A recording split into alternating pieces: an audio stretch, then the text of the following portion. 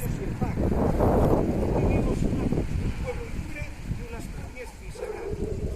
No se puede expresar mejor. No hay forma de decir lo que sentimos en menos palabras y con más rigor. Ese y Andrés Sousa. A esa persona ya la que venimos a mensaje.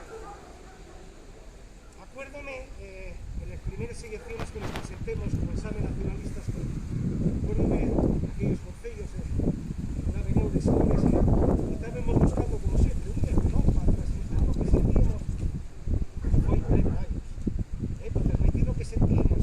¿Y qué lema poníamos? ¿Cómo decíamos a los asturianos que tenían que mirar por Asturias y que tenían que moverse por Asturias? No se nos ocurrió. Y él dice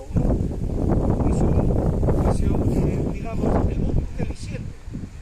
Y quedemos todos diciendo, bueno, hay que ser claro, el voto inteligente. Aquí vas a convencer con eso del voto inteligente.